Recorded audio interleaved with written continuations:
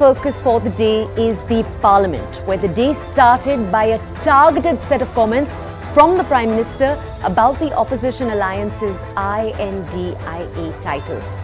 Now, the opposition has responded by keeping their guns trained. They're arguing that this is the BJP's way of skirting the topic of focus, the continued conflict in Manipur that's gone on for almost 3 months, resulting in the loss of more than 130 lives.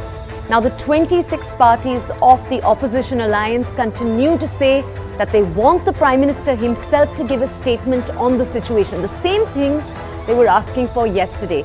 But it seems now that they've seemingly hit upon a solution, passing a motion of no confidence so that the Prime Minister is forced to sit in the Parliament to attend and watch.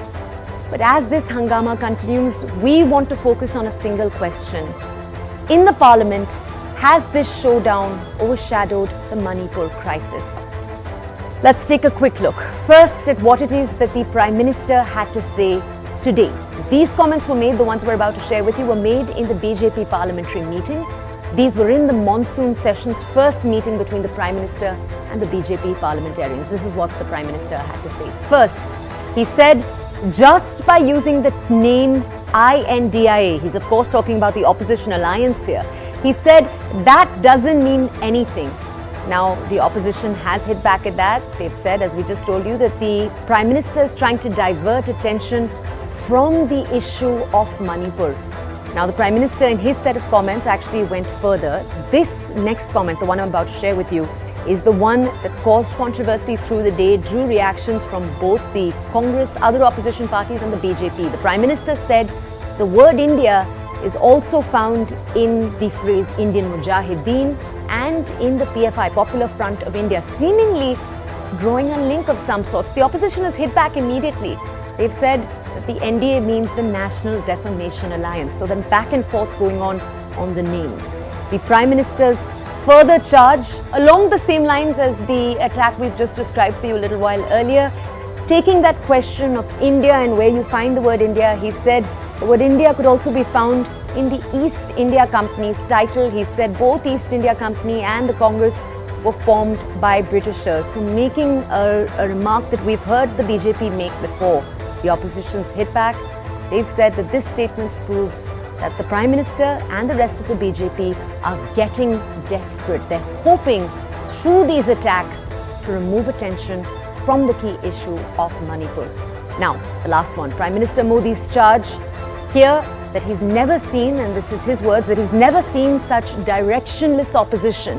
The opposition's hit back and said, we challenge the Prime Minister to come to discuss the issue of Manipur, to let us know what it is that the government has done in the state of Manipur.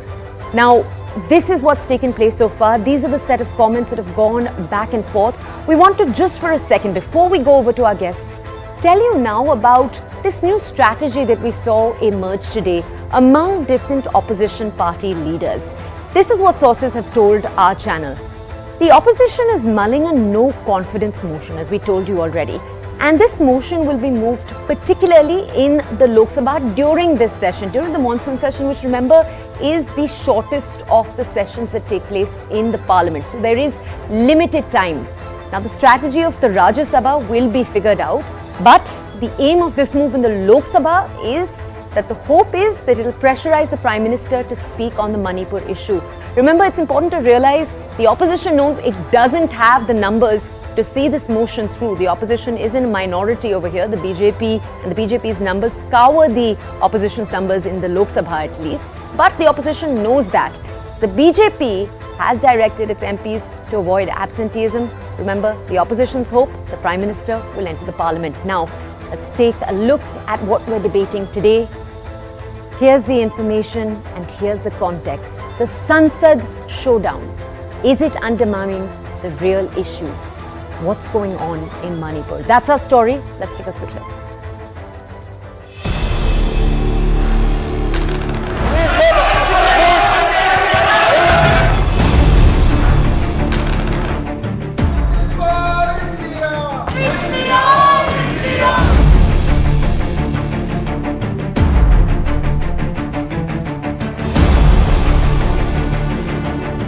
Indian नाम भी बहुत विचित्र संयोग है।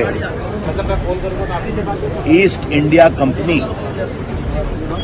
Indian national Congress, ये दो अंग्रेजों ने बनाया था। आप मेरे को बस पौने घंटे बाकी इंडियन मुजाहिदीन भी नाम लोग रखते हैं, पॉपुलर फ्रंट ऑफ इंडिया भी रखते हैं जो बैन हो गया। Wanted to dethrone Modi ji without any reason, but people are after Modi ji. So, and your Rahul Gandhi, in the name of Bharat Jodo Yatra, he now mingles with the people who are now bent upon to destroy the unity of the country.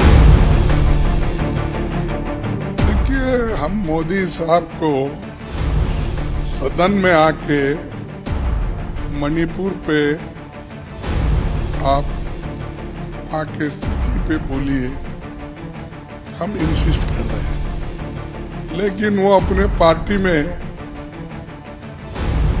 East India company की बात करते हैं। अरे भाई, मणिपुर पे बात करो, east India company का अगर बात करना है उसमें कौन किस किस की पात्र क्या है, नाम बदलने से कुछ नहीं होता। Mr. Modi and the BJP, maybe for the first time since 2014, they do not have an answer. Instead of going and giving all this gyan outside Parliament, Mr. Modi, this is Parliament. Come here. We're waiting for the last 4 days for you to speak on Manipur. Come and speak. Your choice. Lok Sabha, Rajya Sabha. We'll welcome you. Open the debate.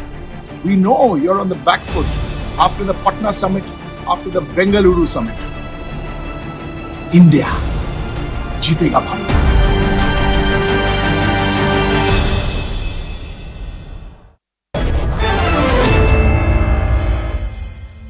You're watching Plain Speak, and we've just over the last few minutes told you the context for what we want to discuss tonight. Our first panelist, the first person we're going to speak to, is the Congress MP Karthi Chidambaram. Now, we told you a little while earlier about the motion that the Congress and other opposition parties hope to have passed in the Lok Sabha. This is, of course, the no confidence motion, and the hope is that the Prime Minister will have to enter the Parliament. But I took this question, and I want to take this question now to Karthi too. Karthi, thank you for joining us. Karthi, I want to ask you, tell us, how will this motion help address the Manipur issue? What is the plan here? See, I'm not sure whether that's the decision our collective of parties have taken, and I'm not privy to it. But the point is, we want to force the Prime Minister to come to the House. We want the Prime Minister to respect the institution of Parliament. We want the Prime Minister to use the floor of the House for him to say what he has to say and for us to react to that. Perhaps if that is the line of thinking of our alliance, that will force the Prime Minister to come and reply. Perhaps that, this is perhaps a last resort on our part. But as I said, I'm not privy to that decision if that's the course of action we are taking. Okay. So the question that a number of media outlets have wanted to understand is what is going to be the opposition strategy in the Parliament going forward? The monsoon session has quite a few days left. It's going to go on till about halfway in August. What's the plan going forward? See, I'm not the leadership of my party. I'm definitely not the leadership of our alliance. So I really can't speak for my party and my alliance in that capacity. But our position is very clear. The Prime Minister must come to the floor of the House and make a statement about the status of affairs in Manipur and what his government is doing to bring the situation back to normal. After which we can have a detailed discussion where every political party will participate. The Prime Minister is a member of the House. He must respect Parliament. He must come, especially when Parliament is in session, he must take the House into confidence. We are in a parliamentary democracy, not in a presidential form of government where the President makes an occasional visit to address the Parliament and goes away, like in America when they come and address the State of the Union address when the joint session is held. Here, Prime Minister is a member of the House. He must participate in parliamentary proceedings. He must answer questions posed to him. He must participate in debate. And he must make statements on the floor of the House. This is our position at the moment. What we will do if the government does not relent, is something only the leadership of my party and the leadership of our alliance can take. Okay. So I now want to take to you a question that was perhaps the biggest question to emerge out of the session yesterday. There was a disagreement. On one side, you had the BJP saying, let's do a short discussion. And on the other side, you had opposition members saying, let's suspend the business of the day. Let's have a longer discussion. The seriousness of Manipur deserves it. Now, at the same time, sir, a number of BJP leaders asked, why can't opposition parties agree, have a shorter discussion, allow that shorter discussion to start, then we'll see. So to that, what is your reply? The shorter discussion, the shorter discussion is for a very limited time. It will simply not behove the gravity of the crisis which Manipur is facing for us all to articulate our points of view within that very specific time. It's only about 30 minutes or 45 minutes. What the multiple political parties will hardly get any time to articulate a view, and that's unacceptable. What is happening in Manipur, one must understand, is unprecedented. This is ethnic violence which is happening there. And if this spirals out of control, it's probably out of control even now, if it spirals out of control and spills over to the neighboring areas of the northeast, it will be catastrophic. I mean, we have had examples of Hutu and Tutsi in the world. We don't want those kind of things to be repeated in our country. Okay, but sir, I want to press a little harder here and almost ask you that question again. The BJP leaders that we've spoken to so far are saying, start with the shorter discussion. And the tricky thing here is that when they're saying, at least let this issue be discussed, the opposition is preventing the topic from being discussed at all. To that, sir, how is the opposition going to reply? Why don't we start with the Prime Minister making a suo motu statement? Okay. All right. So I want to ask you, the Prime Minister took a jibe at the opposition alliance today in the morning, where he said in a statement that the word India, he was obviously making a reference to the name of the opposition alliance, the 26 parties that came together in Bengaluru. They're called INDIA. And he said that INDIA, India, is also something you find in the title of the East India Company. That was founded by foreign nationals, as was the Congress. He's also made statements about the PFI. Sir, how is the Congress responding to this? How are you responding to this? This is rather an obtuse attitude of the Prime. This is rather an obtuse attitude by the Prime Minister of India. I'm very disappointed that he has decided to diss us for choosing a name India for our alliance. Obviously, there are elements which use the name India for purposes which might not be very kosher with our national security, but does not mean that you diss the name of India completely. Anyway, anagrams and slogans don't win elections. It's actually the substance which will win elections. People of India will decide whether they want a secular, democratic, constitutionally driven government or a divisive government, what the India is offering. Let us leave it to the people of India. But this kind of churlish, obtuse criticism for our naming our alliance India is completely uncalled for. But it also shows that the Prime Minister is paying attention to us. And it also shows that it's perhaps touching a raw nerve. So it's obviously working that we have got his attention, which is a good thing. And I'm sure we will grab the attention of the people of India, who will clearly see the contrast between what we are offering and what the NDA has been delivering for the last 9 years. Okay. All right, sir. Thank you for joining us. Okay, to take a deeper dive into this entire topic, I'm now going to introduce the 4 guests that we have with us for the discussion. On one side, you have the spokesperson for the BJP, Tuhin Sinha. We have JB Mathur from the Rajya Sabha, he's an MP for the Congress. We have Siddharth Sharma, a spokesperson for the Aam Aadmi Party. And we have B.S. Arun, a senior journalist. Good evening, sirs and ma'am. I'd like to thank you for joining us here and having this conversation with us. All right, I'm going to take our first question to the BJP. Let's go over to Tuhin Sinha. Sir, thank you for joining us. Sir, I want to understand from you this question, sir. The opposition response to what the Prime Minister had to say today has been united. Their response has been A, that the Prime Minister is not addressing the issue of importance. He's trying to distract by focus on INDIA. And they're saying that once again they're using distraction tactics. Sir, to this, what does the BJP have to say? Well, good evening, Tuya. Good evening, everybody. The important point that the Honorable Prime Minister was trying to make was that your deeds don't change with a change in name. And the deeds of this conglomeration, this grotesque conglomeration of 26 parties which have got together are very well known. You know, look at the ruckus they are creating on the Manipur issue. The reason for this ruckus is they want discussion only under Rule 267, which means suspension of all other business for the day. On the other hand, Honorable Home Minister has very emphatically said that he's open to discussion in any form on all aspects. In fact, he has reached out to both the leaders of both houses of opposition leaders of both houses of parliament with a written letter. But what they essentially want to do is stall all proceedings of the parliament like they did on the previous session.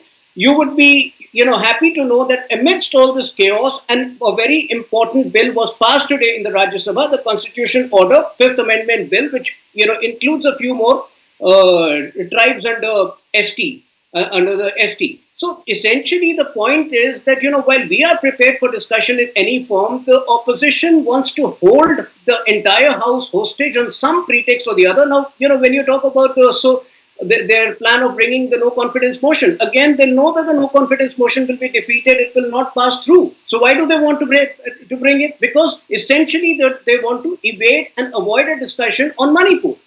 When it comes to Rajasthan, why hasn't Rahul Gandhi even condemned the abhorrent incident of 4 people from a family having been burnt and killed? 50 people have lost their lives in Bengal. So, like I said, we are open to discussion in any form. Manipur has a legacy of ethnic violence. I don't want to get into that, but there are multiple aspects involved, and we are happy to discuss all of them. Okay. Mr. Sinha, I'm going to just ask you one more question, and then I'm going to go over to the rest of our guests, because I want to come to you once again with something that a number of Congress leaders have said. A, that by bringing up other states, those that are ruled by opposition leaders, this is a distraction tactic. So to that, what does the BJP have to say? It's very amusing for the opposition to level these charges. I will take you 5 years back in 2009 January, when a very important discussion on the Rafale was taking place, when the then Defence Minister Nirmala Sitharaman was speaking. What was Rahul Gandhi doing? He was making paper planes. He was winking throughout the discussion. So this opposition, unfortunately, lacks gravitas. It does not have the seriousness to either comprehend issues like Manipur or to discuss it threadbare in a responsible manner. And that is why they make all kinds of excuses time and again. Okay. Mr. Sinha, if I could ask you to wait. Let's go over now to JB Mathur, who's with us. Ma'am, thank you so much for joining us here on the show. You are a Rajya Sabha member. You're, of course, a Congress MP. And so, ma'am, I want to ask you more about the opposition's strategy. We've told our audiences that there is now the possibility of a no-confidence motion in the Lok Sabha. Ma'am, I want to understand, we know that the Prime Minister may be forced to attend if that does take place, but I want to understand here, ma'am, what is the opposition's short-term strategy here? The Parliament has a number of days left. What's the strategy for the rest of the days? Is the hope that they're going to continue to keep stuck on the Manipur issue, to continue to focus on it? What happens when other opposition parties want to raise different issues? There are ordinary situations and there can be extraordinary situations. Correct. There is not an iota of doubt in anybody's mind that Manipur issue is an extraordinary situation. When there is extraordinary situation, that requires extraordinary measures. That is why opposition has been, 26 parties has been saying in one voice that we want the Prime Minister to make the statement in the Lok Sabha and Rajya Sabha and followed by a detailed discussion. And secondly, what we are witnessing in Manipur is the direct result of a directionless double-engine sarkar in Manipur and also at the center. They still have no clue, absolutely no clue about how to contain the violence. Who is not being attacked in Manipur? Whether it's young, old, women, children, army ministers, every single person is being attacked in Manipur, and still the chief minister, neither the chief minister of Manipur, neither the union government, they have no clue how to contain it. When that is the situation, what is the remedy? What is the remedy? What is the solution? The solution opposition is asking is, we should have a detailed deliberation and discussion, and Prime Minister is answerable to the country.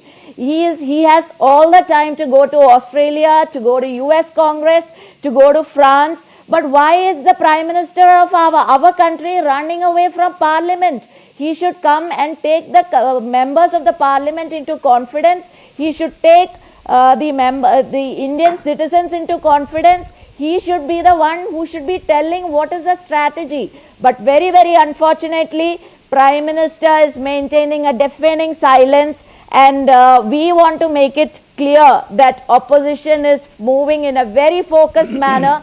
Taking today's example, 50 of them MPs gave 267 notice in Rajya Sabha seeking for discussion on Manipur. But whereas what happened? There was absolutely no discussion about Manipur. Instead, they started taking all other issues. So who is condemning? Who is not taking Manipur not seriously? Opposition is taking it very seriously, but the ruling dispensation wants to run away from it. As far as opposition is concerned, we have clear strategy. We have been raising it both inside and outside Parliament. Our MP who is suspended is continuing to sit in protest outside the Parliament in front of Gandhi statue, and we all together sitting with him. India Alliance is a very strong and bold voice, and that is why it scares, it is bringing jitters and shivers to the Prime Minister of the country.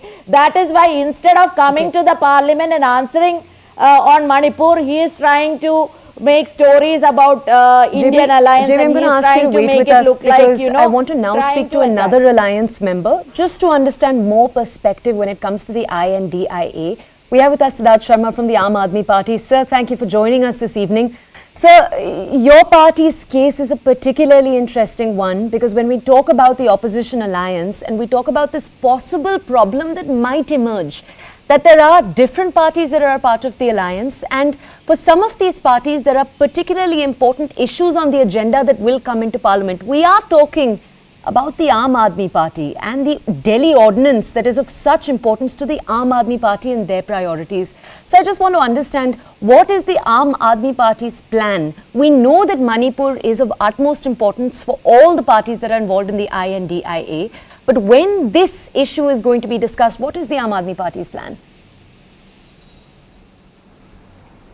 Yeah, Toya, when you say what Aam Aadmi Party's stand is, you're speaking about strategy, but democracy also essentially means that transparency has to come from the government side.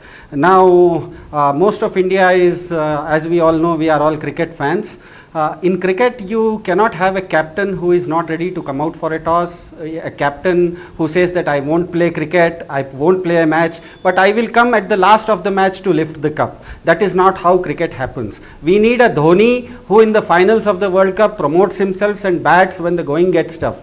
If the Prime Minister of India has time to inaugurate Vande Bharat trains in faraway places like Vijayawada, he also has time to initiate a debate on Manipur in the Parliament. I am not getting into the legalese, section 267 of the Business Advisory Committee, etc. I am trying to tell it as simply as possible. Today, what has happened in Manipur? Essentially, the Prime Minister today has a choice: lord over women's humiliation in Manipur, like Dhritarashtra did in Mahabharata, or follow the tenets of Munshi Premchand's Panch Parmeshwar, which says that बिगाड़ के डर से ईमान तो नहीं छोड़ोगे.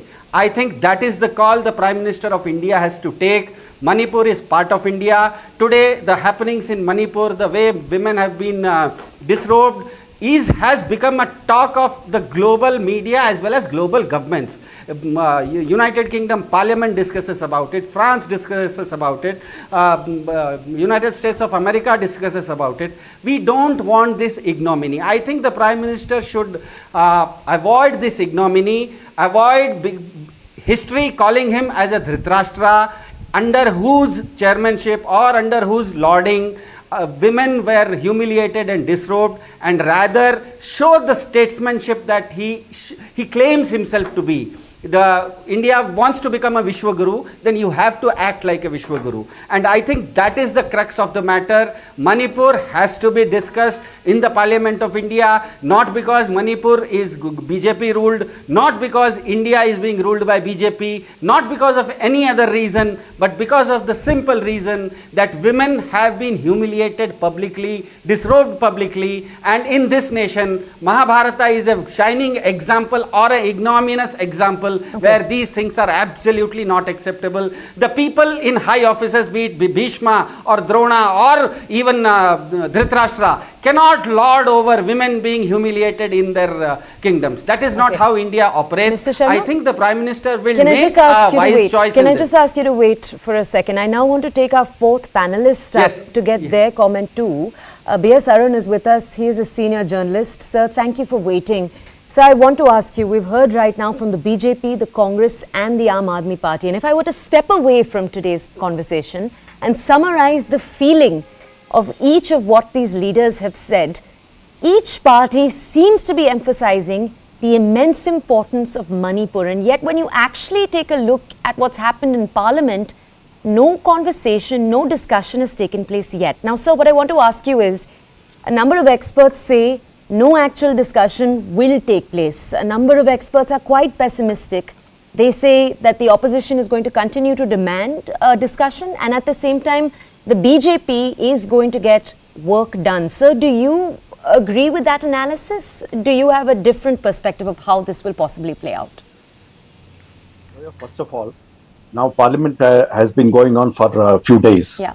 There should have been some give and take from both sides, from the treasury benches as well as from the opposition. They should have come across the table, held talks as to under what rule or how the discussion should take place. Manipur, is an important issue for the entire country, not just for the Northeast. So there should have been, some compromise on how to go about this. Now, we all know that opposition is not going to let it go. This Parliament session itself is an opportunity for the opposition to take on the government.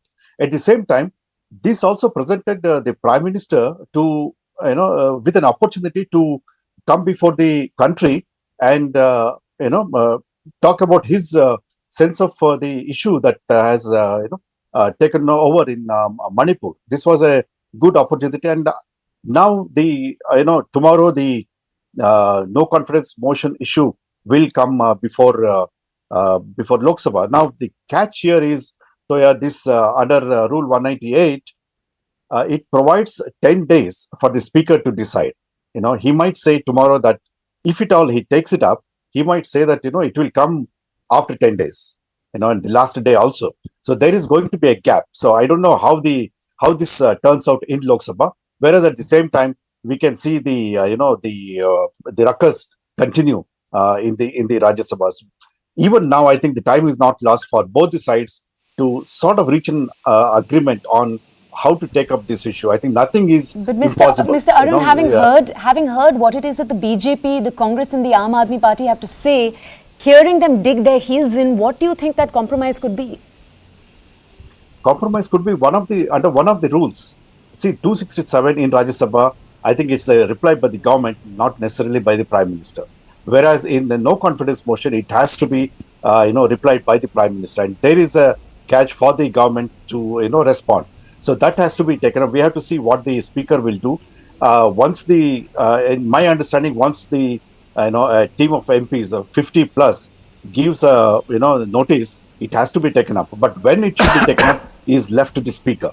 So, that is why the time might elapse by then. The importance that we have today may not be there after 10 days.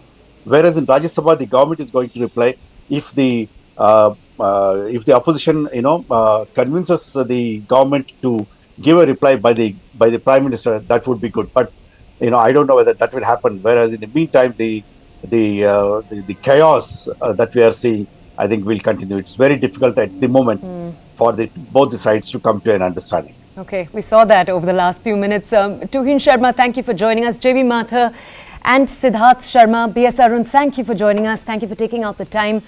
Now, as we highlight that discussion and the commotion that continues in the Parliament, I now want to draw your focus to the situation in Manipur. My colleague Kamalika remains on the ground. Every day she's bringing us ground reports. Remember, the ethnic violence that has played out in Manipur has reached the 3-month mark. We know that 130 people and more have lost their lives and thousands of people have been displaced. But here's a look at the situation today. My colleague Kamalika brings you this ground report. In war, we have seen bunker, and all the border areas, bunkers are there. Right now behind me is a bunker which has been made by the people who guard the village. This is Nongpuk area, and here we see this is the Methi sides of bunker, where to protect the village they have made such bunkers. From here they actually, in one way, today it's early in the morning, so there's no one in the bunker, but what we come to know from our sources, that these are the bunkers through which they keep an eye, and when there is a fight, these bunkers, they stay in these bunkers and fight it out. So this is absolutely a war situation. You can see a bunker which has been made by the civilians, not the police, not the army, but civilian made bunker, because it's really a warlike situation here in Manipur. Manipur has become the area of checkpost, a state of checkpost, where you can see this type of, tubes and all these things are there on the road. This is the road to Nongpuk, the area which is the village of the main accused who were there in the horrific video. That person has been expelled, but this is the situation, and the roads are blocked. In one way the roads are blocked, in other way they say these are all the checkposts. Not only checkposts, bunkers are also made there. Entire road, if you see, the tubes which were for development, which were supposed to be used for the development work, is now used as checkpost in one hand. In other hand, to stop people, to stop unwanted people to come to this place. So this is the situation. You can see in all through the road, this type of tubes are there, which forms as a checkpost, and the people who guard the village, they use this. Okay, we're going to continue to bring you ground reports from the state of Manipur. But for now, we're going to shift focus to a different story that played out today. And it's a particularly interesting one. The parliamentary panel has recommended that institutions like the Sahitya Academy should get award winners to sign an undertaking that they won't return their awards at any time in the future before they receive an award.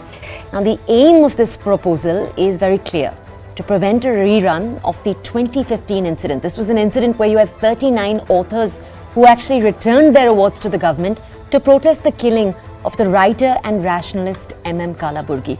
Now, the panel is also considering another rule, that anyone who breaks this written commitment will be prevented from getting these awards anytime in the future. Now, as you might already know, awards like the Sahitya Academy Award are deeply prestigious. They can change the path of a creative's career. So tonight's question is a relatively simple one. What should be the purview of an awarding organization like Sahitya Academy? Let's take a deeper look. But first, let's take a quick look at the past history. What is the history of those who've returned their awards and why? Number one, as we just told you, after the killing of rationalist M.M. Kalaburgi in 2015, he was shot by 2 unidentified people. Several people returned their awards. This included 39 writers. Now, in that same controversy, you had 24 film industry members return their awards. You also had renowned poet and lyricist Gulzar return his national award in the same year. M.M. Kalaburgi was killed in August. All of this followed in the same year after. Now, in 2019, 4 years after, historian Ramala Thapar and 4 other historians returned their Padma Bhushan awards as a mark of protest against the Citizenship Amendment Act and the NRC. Now, moving just a few years into the future, just 3 years ago, former Chief Minister of Punjab, Senior Shrimoni Akali Dal leader Prakash Singh Badal returned his Padma Bhushan. This was in 2020, as we just said, because of his support to the farmers' stir. This was the stir, remember, against the farm laws that we saw take place nationwide, but primarily in Punjab, Haryana and UP. And most recently, Olympic medalist Mirabai Chanu threatened to return her medals. This was earlier this year. She asked the government to restore peace in Manipur, and she said that if that wasn't done, as we just told you, she would return her medals. Now, we want to take a deeper look at this story. So, why has the parliamentary panel made these suggestions? The parliamentary panel argues that these awards were returned in the past in connection with political issues. They're saying these political issues come outside the ambit of the cultural realms that these writers, these creatives are usually awarded for. And they're saying that returning the award undermines the achievements of the awardees. These are their wording, and we'll actually take a deeper look. We'll look to understand what this means in just a second. What they've also said is they've said that they believe that the returning of the awards impacts the prestige and the reputation of the award. Now, let's take a look, lastly, at the recommendations that the parliamentary panel has made. Recommendation number 1, they've said that recipients need to sign a commitment. Number 2, they've said an undertaking needs to be signed that they're not going to return their awards in the future. And recommendation number 3, the recipients can't dishonor the award in any way. Number 4, they've said no award should be given without this signed undertaking. And they've said that if the award is returned despite all of this, the person, and we shared this with you earlier, should not be considered for any future awards. That brings us to the question we want to discuss with you today. This bid to curb award Wapsi, will it backfire? Should it be allowed? That's the question. Let's take a deeper look at this story.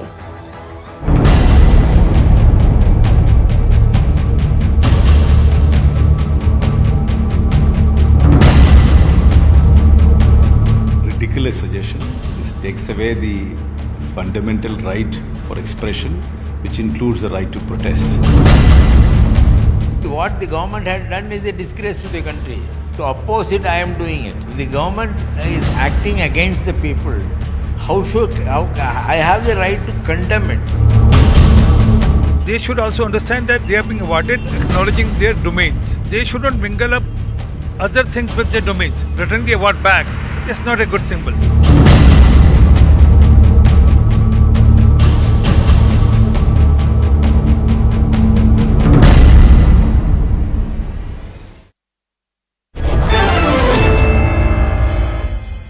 Okay, we have 3 guests to take a deeper dive into this issue. Number 1, we have Deshratan Nigam. He is a political analyst. We have Sujata Paul. She's a Congress spokesperson. And we have A. Saravanan, a DMK spokesperson. They're all with us this evening. Good evening. Thank you for joining us here on the show. I'd like to take the first question over to political analyst Deshratan Nigam. Mr. Nigam, I want to understand your opinion on this entire controversy, but I want to start by asking you a very particular question. Sir, the panel has said that these are awards that are given for cultural reasons, and this entire political issue being brought up, any kind of political issue being brought up when the awards are being returned, that takes away from the gravity of the award. But sir, I want to ask you, is it fair to ask an individual to separate the political from the cultural, from the human? Toya, in fact, let us see the distribution of awards in the past and the present ones. The present awardees of all the national awards that we give in terms of whether it is Padam Shri or Sahitya Academy, they've been very transparent and people working at the grassroots level. And nobody has been able to object that. Not even an iota of whimper, even from the opposition parties, so far as the quality of awards are concerned today. Yesteryears, there was a lot of political patronage, and most of these people who actually did that hoax and gimmick of returning the award were mostly, so-called leftists, communists, and some backed by the opposition parties. And creating that kind of a gimmick, they did not return the financial amount that they received. Only this thing. If they were so serious, they could have returned the finance also received, but they did not. However, these awards are non-political. These awards are non-political. Let's be very, very clear. They belong to cultural and literary realm, and has to be looked at that from that perspective. You have right to protest. Protest. This is a democracy. You have been protesting, and time and again, government has, the people of this country have also given their verdict through elections, whichever way you look at it. In some, the people have won, in some they have lost. That's the beauty of democracy. But so far as these awards are concerned, one has to be very clear. It has been given in a particular domain, as the government says, and I also concur with it. And one should avoid, returning the award. You still have 101 avenues, and once you've tried to return an award, I think there should be a provision in this that your name should be struck off from the records of Government of India that you ever got the award. That should be the spirit that they have not included in this. And in fact, you will not be considered for future awards. Mostly it has been since once you get an award, it's very difficult to get another award in a similar way, unless and until you do something very extraordinary, because that recognition you've already got. So that is not going to not to be considered for future award is something that is not going to cut much ice with the award Wapsi gang. What should happen is that their name should be struck out from the records of the government that they ever got the award, and therefore that would act as a deterrent to them. But Mr. Nigam, I now want to take to you an opposition that I've heard a number of leaders say today from the opposition. Sir, they've argued that throughout history, there are multiple famous examples, not just in India, scattered across the world, of individuals making protest in arenas that they're not supposed to make that protest in. And that's important. That's important sometimes to push home the point of the protest. So to that, what do you have to say? See, the fact is, you have to understand from a particular point of view. Nobody takes your political right away. You have a right to protest, but the award which is non-political, you're politicizing it. These two things are different.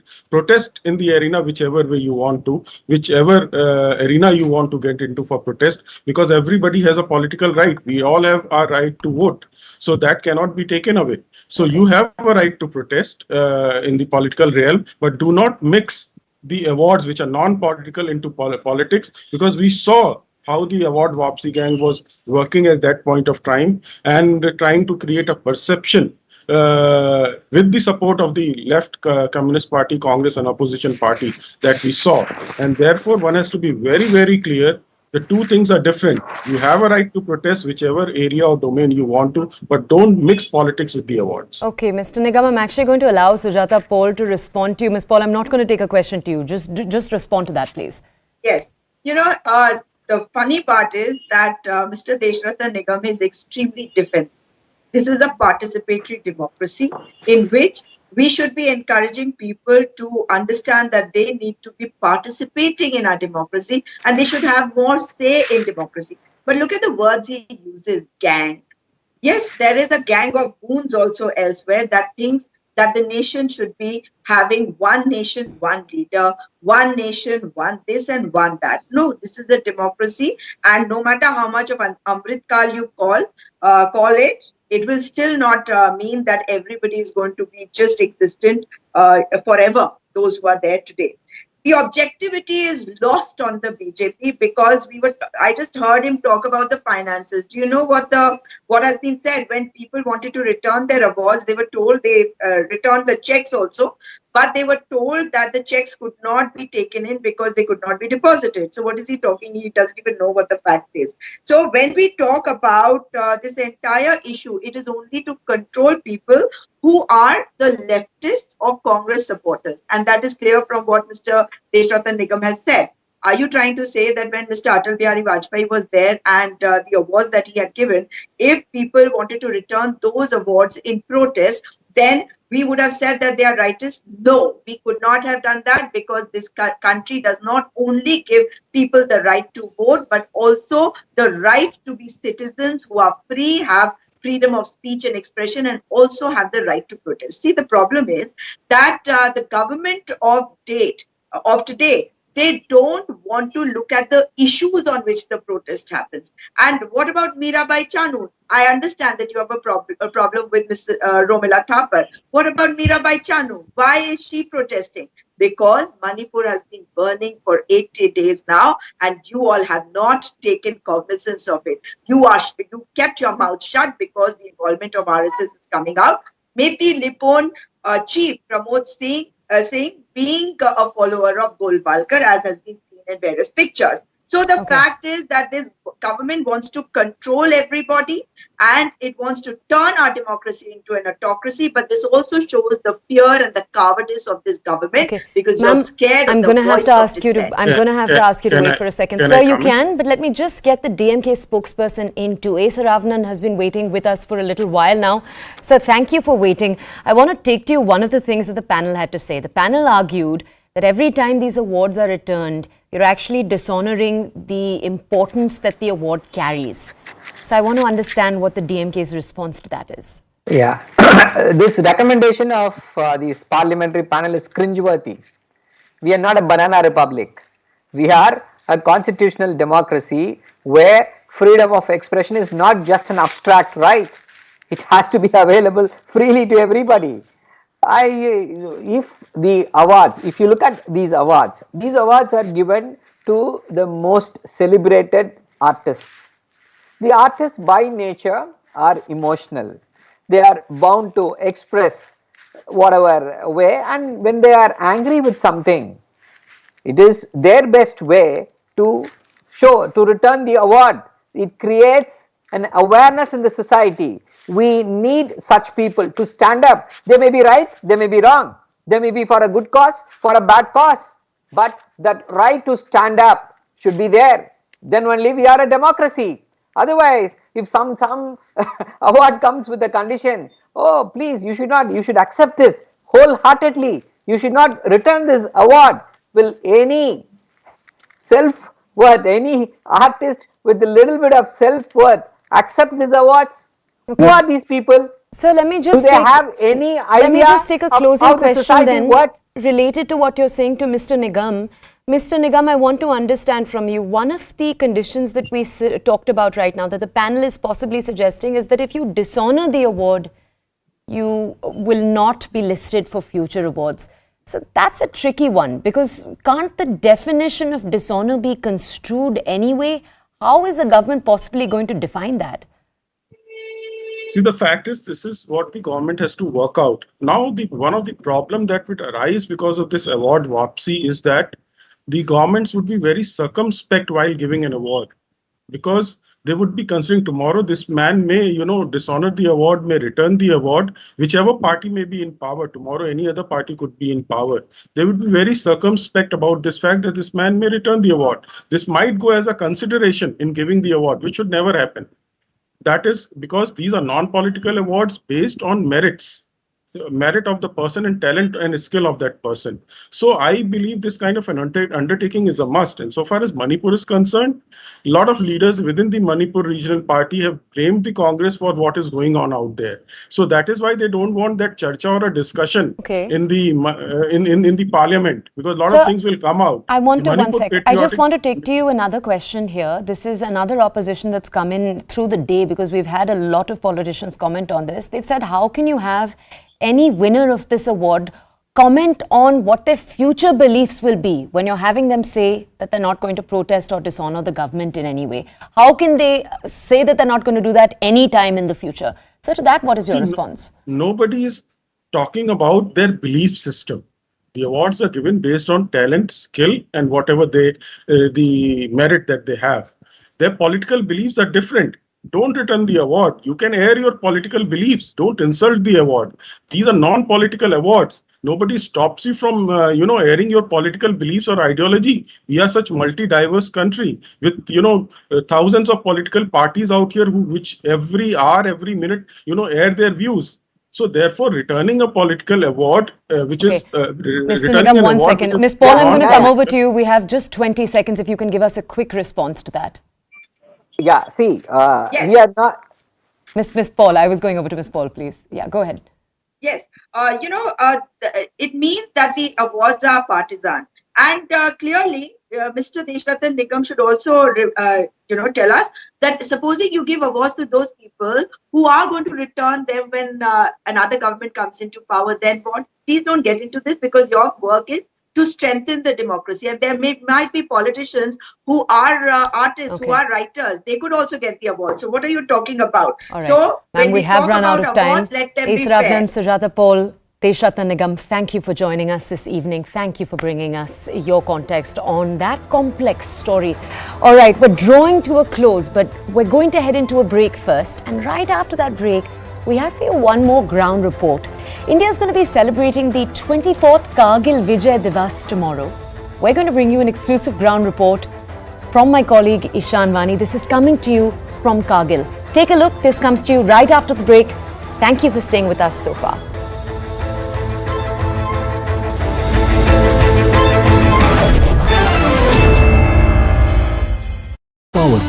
Does not treat minorities, particularly Muslims, well, and that there is persecution of Muslims, there is love jihad, and there is persecution of Muslims in the name of anti-cow slaughter, etc. Does that hold up? And particularly when it is compared to what we've seen in Pakistan over the last 75 years, the journey of that country from what was envisaged to what it has now become, that it is an ethno-religious state.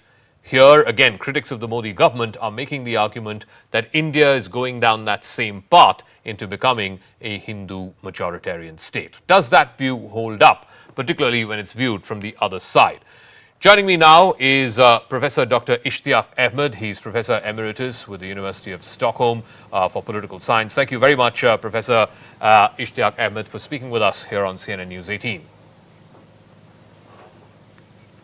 Thank you very much for inviting me. I'm looking forward to our discussion. All right. I want to first start off by asking you, we have seen the journey of Pakistan over the last 75 years. There's too many troubles to talk about in this day and age that the country is going through, whether it is political, economic, so on and so forth. But I'm curious to know about the journey of Pakistan, which has now become an ethno-religious state. No one's making any bones about it. And that is best envisaged or seen in the treatment of the state towards its minorities, not just the Christians or the Hindus, but also to Ahmadiyyas or other ethnic sections within the Muslim community who are not treated particularly well. Could you give us an outline of this trajectory as to how, or at least what the idea of that state was by its founding fathers to what it has become now? Well, my research, I have demonstrated it in 3 books of mine: The Punjab, Bloodied, Partitioned and Cleansed, Unraveling the 1947 Tragedy Through Secret British Reports and First-Person Accounts. That's one book. Then the second one is Pakistan, the Garrison State. It explains why Pakistan could not stabilize with civilian supremacy. And the third one is about the founder of Pakistan, Muhammad Ali Jinnah. Jinnah, his successes, failures and role in history. And all 3 books I have demonstrated abundantly with references. Nobody can question that the whole premise on which Pakistan was based was flawed. And that was that if you don't belong to my religion, then you are ipso facto an enemy of mine. That trick or that argument of Muhammad Ali Jinnah proved to be effective because the British needed a foothold in India even when power was transferred, and that is why Pakistan came into being. But this whole notion that if you don't belong to my faith, then you are my enemy, then turned inside. And people found that among this amorphous Muslim community, which was the majority in Pakistan, there were differences, deep-rooted differences based on sect and subsect, and then you had all these linguistic nationalities competing with one another. And the Pakistani state lacked a vision, in sharp contrast to the freedom struggle upon which India launched its long non-violent struggle, and finally it culminated with the freedom of India. Pakistan came into being very quickly without any clear vision, And I have shown that Jinnah can be quoted in all ways you want to. There are many statements by him which are in favor of an Islamic state upholding the Sharia. Then there are statements saying that Pakistan will be a Muslim democracy, a spiritual democracy. And then finally one speech on which everybody latches on of 11th August, where for the first and only time, Jinnah said, in this great state of Pakistan, Hindus will cease to be Hindus and Muslims will cease to be Muslims, not in a religious sense because that is a matter of private faith, but as citizens of the state. Now, I have said that that speech lacked credibility entirely insofar as the people who had gone through the trauma of the partition. It had resulted in 1 million deaths and 14 to 15 million people uprooted from their homes in the in this Hindu India and Muslim Pakistan. So, and now to tell them that both can be equal citizens made no sense. And why did Jinnah say this? Because he got the sense that if India were to push the 35 million Muslims who were left behind in India, 1/3 of the population, Pakistan would collapse. No, so my argument is that Pakistan from, I do want to know, this was what was said 75 years ago, and now it's there for everyone to see. The trajectory of Pakistan and where it is today, and the trajectory of India and where it is today. There is a sort of familiar argument that you hear about the Modi government in particular, that it is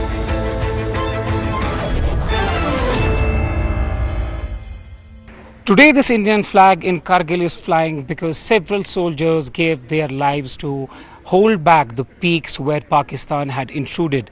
This is the Kargil War Memorial in remembrance of all those brave hearts who laid down their lives for the nation fighting Pakistan in 1999 when Pakistani army regulars occupied all these peaks behind me, Batra Top, Tiger Hill, Rhino Horn. These are the peaks where Pakistan was sitting and right looking down on the Indian soldiers.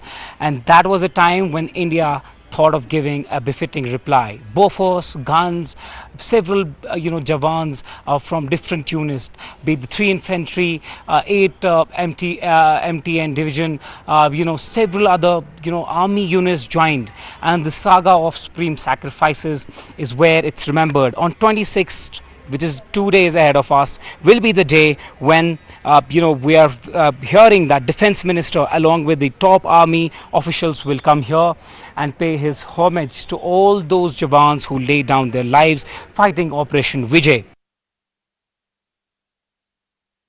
How difficult was it then? Because they had intruded during the winter time, and then suddenly forces had to be rushed in. Recall those memories. Look, yes, we were surprised, there is no doubt about it.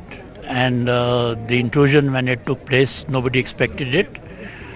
Particularly because political reason, we had signed Lahore Declaration with Pakistan. And also in these heights, they used to vacate their posts, etc.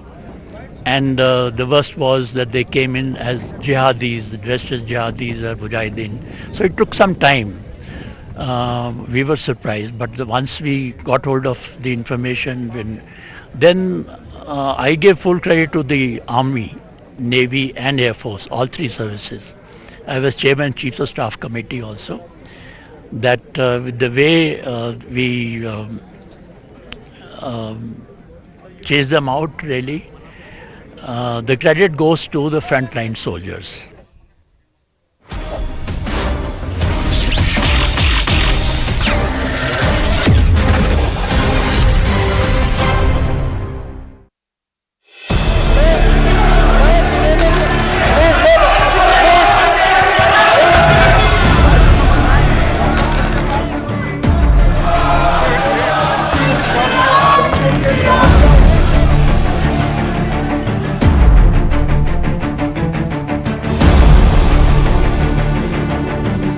Indian नाम भी बहुत विचित्र संयोग है east India company, Indian national Congress, ये तो अंग्रेजों ने बनाया था। आप मेरे को बस पौने घंटे बाकी इंडियन मुजाहिदीन भी नाम रखते हैं। Popular front of